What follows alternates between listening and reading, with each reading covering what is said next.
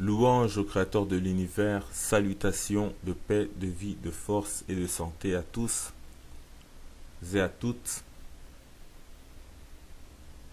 Cette vidéo est donc la quatrième partie de notre série consacrée au racisme spirituel.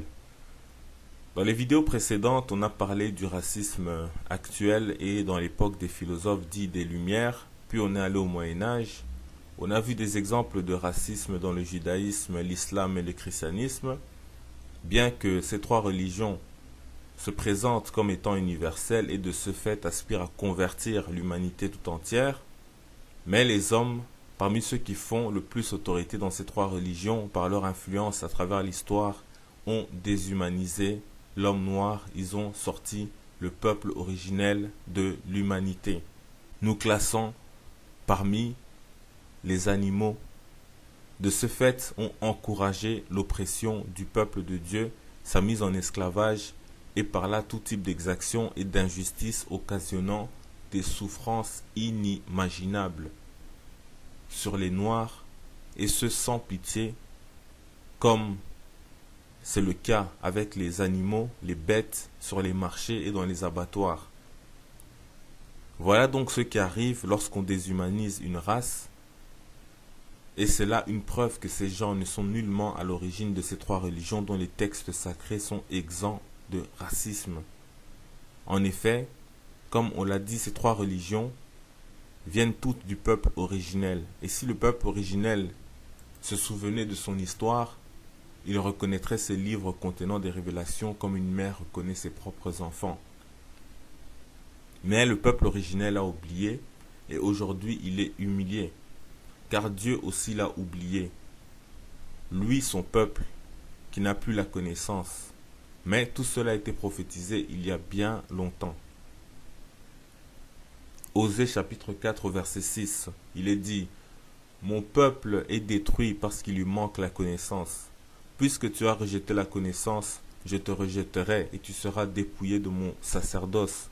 Puisque tu as oublié la loi de ton Dieu, j'oublierai aussi tes enfants. » Aujourd'hui, il y a divergence entre les peuples convertis qui dominent aujourd'hui ces trois religions.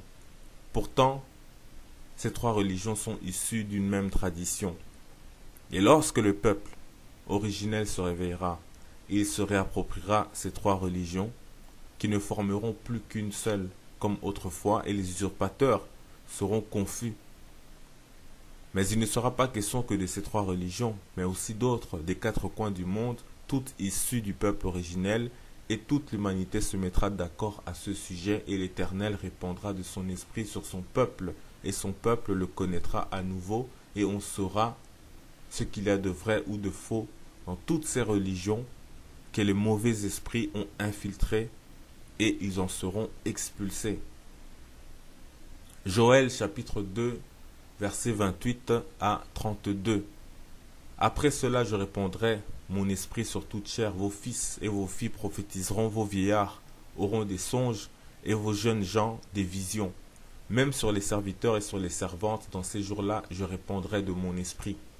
Je ferai paraître des prodiges dans les cieux et sur la terre, du sang, du feu et des colonnes de fumée. Le soleil se changera en ténèbres et la lune en sang, avant l'arrivée du jour de l'Éternel, ce jour grand et terrible.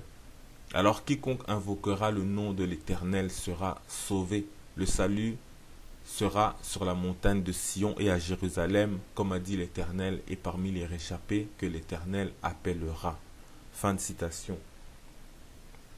En effet, quiconque invoquera le nom de l'Éternel sera sauvé.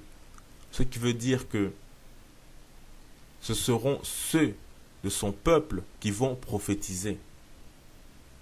Car certains, en fait, confondent toute chair avec toute l'humanité. Or, si on prophétise ou si on est prophète, c'est qu'on invoque déjà le nom de l'Éternel.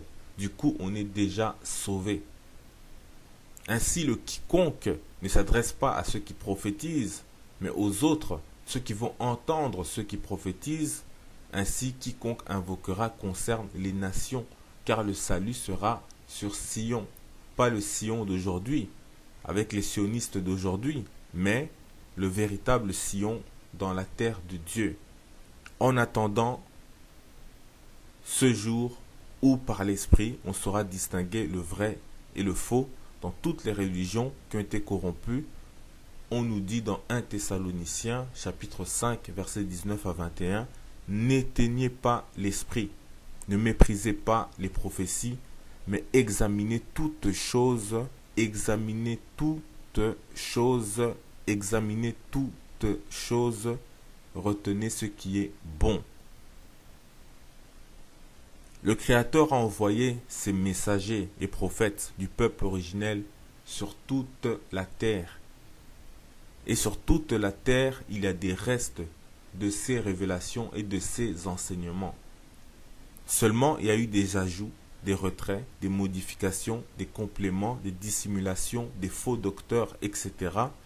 C'est pourquoi il faut examiner tout cela et retenir ce qui est bon, car par l'ignorance volontaire et l'aveuglement religieux, vous éteignez l'esprit. Et c'est en examinant tout cela, dans toutes ces religions, qu'on rencontre ces propos racistes qui témoignent d'une semence impure qui est venue pour se greffer à la bonne semence. Or, des gens qui se disent chrétiens, musulmans et juifs ont pris plaisir à moissonner à partir de cette semence impure contre le peuple de Dieu. Pourtant, les textes qui les mettaient en garde contre le racisme étaient sous leurs yeux. Mais ils ont pris plaisir au mal. Et c'est ces gens qui voudraient aujourd'hui nous apprendre la religion. Matthieu chapitre 13, versets 24 à 30. Le royaume des cieux est semblable à un homme qui a semé une bonne semence dans son champ, mais pendant que les gens dormaient, son ennemi vint, sema de l'ivraie parmi le blé et s'en alla. Lorsque l'herbe eut poussé et donné du fruit, l'ivraie parut aussi. Les serviteurs du maître de la maison vinrent lui dire, « Seigneur, n'as-tu pas semé une bonne semence dans ton champ? D'où vient donc qu'il y a de l'ivraie ?» Il leur répondit, « C'est un ennemi qui a fait cela. » Et les serviteurs lui dirent, « Veux-tu que nous allions l'arracher? » Non, dit-il, de peur qu'en arrachant l'ivraie, vous ne déraciniez en même temps le blé. Laissez croître ensemble l'un et l'autre jusqu'à la moisson. Et à l'époque de la moisson, je dirai au moissonneur, arrachez d'abord l'ivraie et liez-la en gerbe pour la brûler, mais amassez le blé dans mon grenier. Vous comprenez? Il y a un ennemi qui vient semer à chaque fois de l'ivraie, de la mauvaise semence dans les religions, dans les spiritualités. Et ces deux semences portent du fruit, qui grandissent ensemble. Et donc, vient bientôt le temps de la moisson, où il va falloir séparer le vrai du faux. Aujourd'hui, nombreux sont ceux qui disent « arrachons l'ivraie », au risque de déraciner le blé en réalité. Ils veulent rejeter tout ce qui vient du christianisme, de l'islam et du judaïsme sans avoir examiné et distingué ce qu'il y a de bon ou de mauvais, oubliant leurs frères et sœurs par millions qui sont attachés à l'une ou l'autre de ces religions, en se promettant l'enfer aux uns et aux autres. Ils créent un esprit de dispute et de division qui profite aux racistes qui ne comptent que sur cela pour les dominer et les détruire. Ainsi, ils se disent gardiens de telle religion ou telle religion révélée dans notre langue, comme ils disent, dans leur langue à eux. Les prophètes étaient des blancs qu'ils disent. Ils disent qu'ils étaient des blancs comme eux. Et ils disent au peuple de Dieu, soumettez-vous, vous les noirs maudits et esclaves. En effet, l'homme noir est maudit, mais maudit d'avoir abandonné son Dieu. Comme on le sait et que tout cela est développé entre autres dans la Bible, dans le livre de Deutéronome au chapitre 28. Et donc, il a abandonné son Dieu et oublié qui il est lui-même. Du coup, il devient l'esclave des nations. Il est tout en bas de l'échelle de l'humanité. Mais il est dit dans Matthieu chapitre 13, versets 31 et 32, le royaume des cieux est semblable à un grain de sénévé qu'un homme a pris et semé dans son champ. C'est la plus petite de toutes les semences, mais quand il a poussé, il est plus grand que les légumes et devient un arbre, de sorte que les oiseaux du ciel viennent habiter dans ses branches. Donc, en attendant que les oiseaux du ciel viennent se poser sur vous, vous qui êtes le peuple de Dieu, vous qui êtes encore tout petit parmi les nations, vous devez examiner toutes choses et retenir ce qui est bon. Parce que vous devez croître comme le grain de sénévé et vous élever au-dessus de tous ces légumes. Dans cette quatrième partie, donc, on va s'enfoncer dans le passé et chuter dans l'Antiquité. Cette période qui a vu l'homme noir dans toute sa splendeur et dans toute sa déchéance au final. Et ce, à cause du racisme spirituel. Et bien sûr,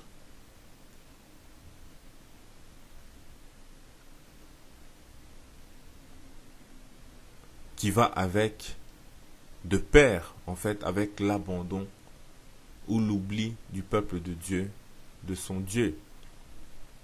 Dans cette vidéo, on va parler de l'antiquité raciste, donc de la déchéance du peuple originel.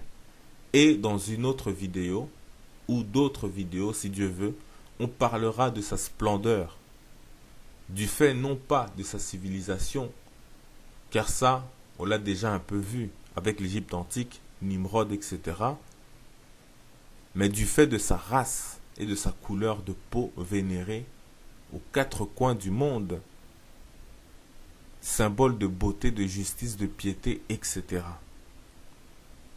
Donc aujourd'hui, on va un peu voir du côté de l'Antiquité, et là, d'entrée de jeu, il nous faut signaler clairement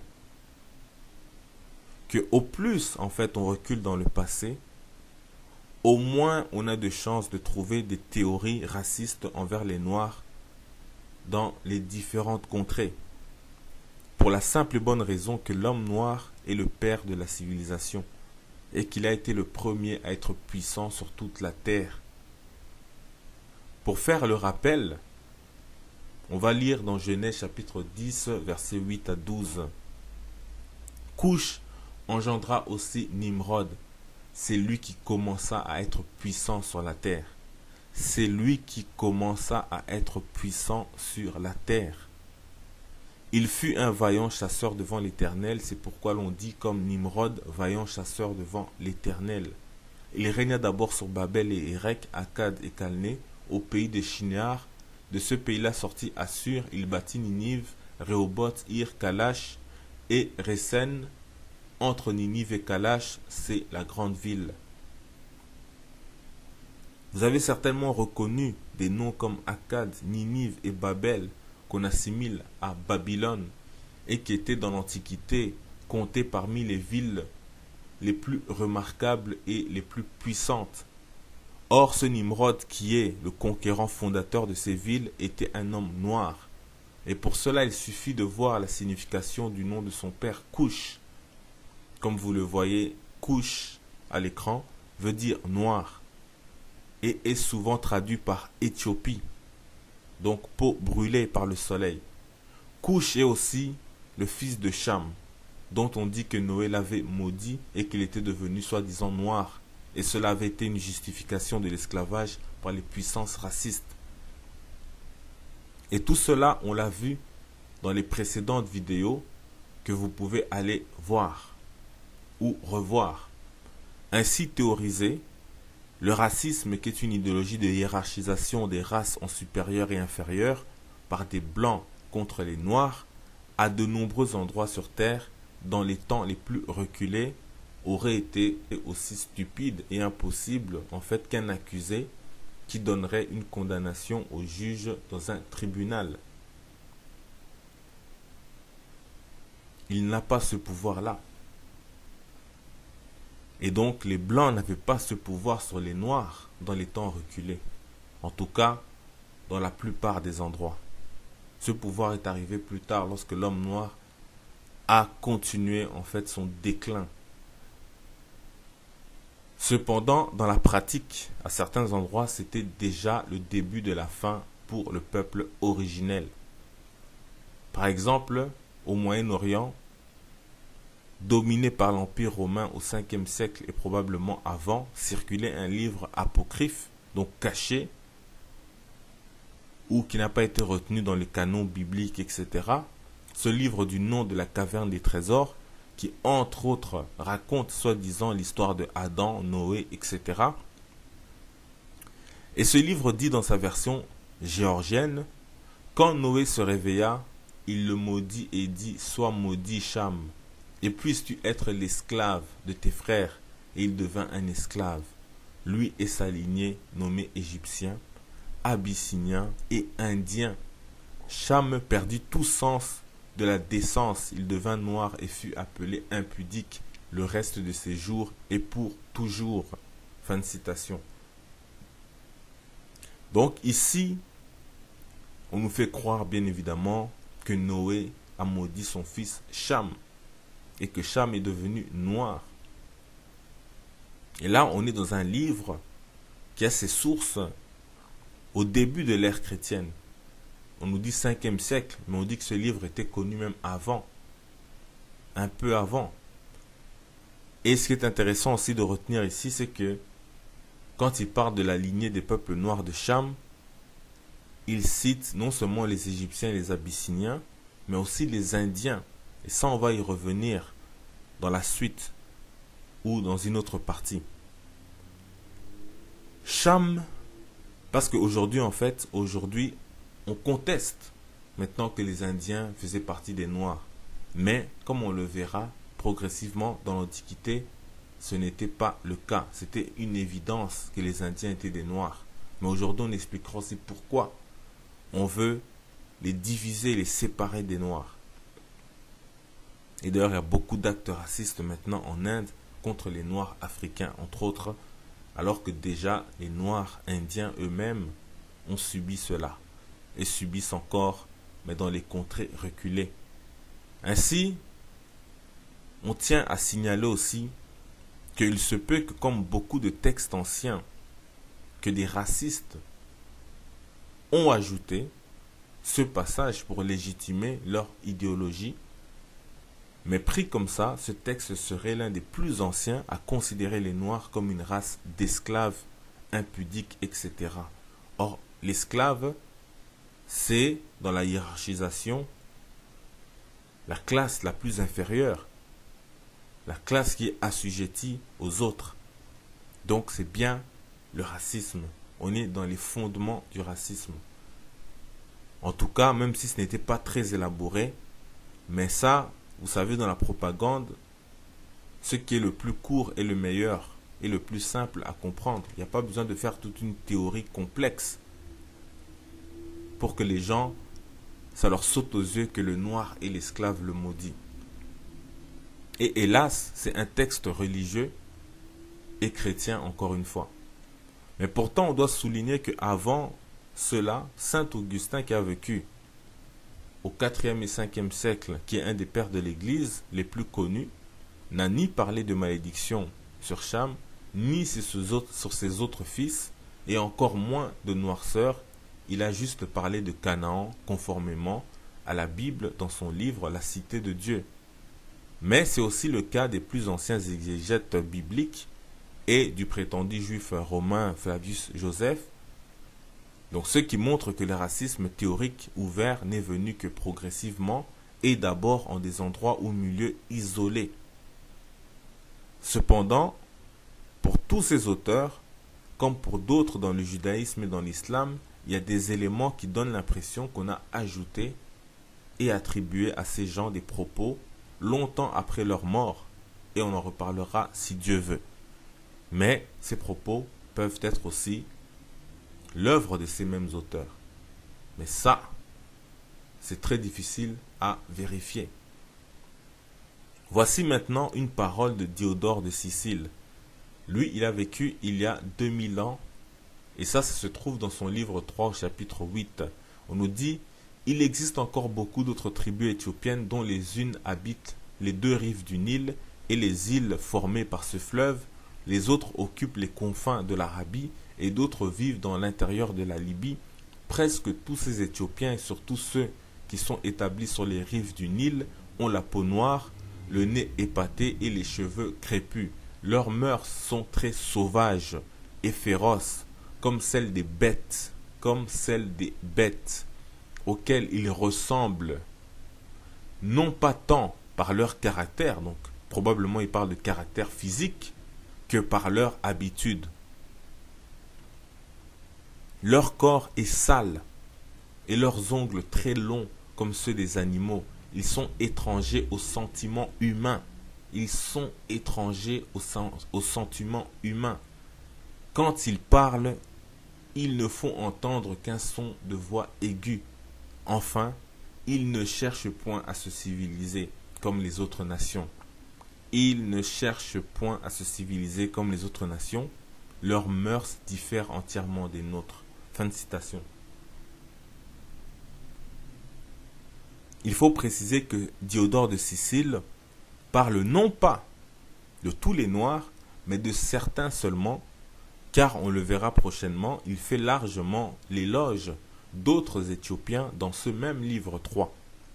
Néanmoins, il semble avoir inspiré les grands noms comme Ptolémée, le géographe Maïmonide, Ibn Khaldoun, Massoudi, les philosophes des Lumières, etc., qui, eux, pour la plupart, ont généralisé ce comportement à tous les Noirs par pur racisme idéologique, comme on l'a vu précédemment. Diodore de Sicile, ayant vécu plus de 1000 ans avant presque tous ces gens, et étant considéré, si pas comme le plus grand, il est considéré comme l'un des plus grands historiens de l'Antiquité du monde occidental. Il a vécu il y a 2000 ans. Il est contemporain des Jules César, des Auguste et presque du faux Christ. Ainsi, il est l'un des premiers à avoir posé les bases de cette idéologie, peut-être même sans le vouloir. Et ce, dans la culture gréco-romaine, plus tard chrétienne et encore plus tard dite occidentale, car il a osé prononcer une phrase qui est une théorie tout simplement diabolique et qui existe encore aujourd'hui, comme on le verra si Dieu veut partout dans le monde. On va le reciter à nouveau. Il dit: ils sont étrangers aux sentiments humains. Quand ils parlent, ils ne font qu'entendre une voix de son aigu. Enfin, ils ne cherchent point à se civiliser comme les autres nations. Fin de citation. Malgré qu'il semble le dire de façon anodine, le fait de dire qu'un peuple n'a pas de sentiments humains et ne cherche pas à se civiliser, cela s'appelle la déshumanisation. C'est-à-dire on te sort de l'humanité. Cela a été plus tard projeté sur l'ensemble des Noirs par les racistes, mais on verra qu'on continue encore de traiter les peuples comme les Imba, les San, le Mani, les Adamans, certains pygmées, etc. de la sorte, au point que on vient du monde entier les observer dans leur sauvagerie, soi-disant, comme on fait avec des gorilles ou les animaux de la savane, alors qu'en vérité, on fait tout pour les y entraîner et les maintenir. C'est comme si on arrivait dans une grande ville, par exemple New York, on commençait à filmer les habitants de New York, on rentre chez eux, on les suit au travail, comme si c'était des bêtes sauvages, c'est-à-dire comme s'ils ne remarquaient pas qu'on est en train de les observer Alors on essaie de montrer, voilà, ces gens ont l'habitude de manger par terre comme ceci, d'aller chasser à la forêt comme cela, ils vivent nus, etc., etc. Comme on fait un documentaire animalier. Mais on en reparlera si Dieu veut.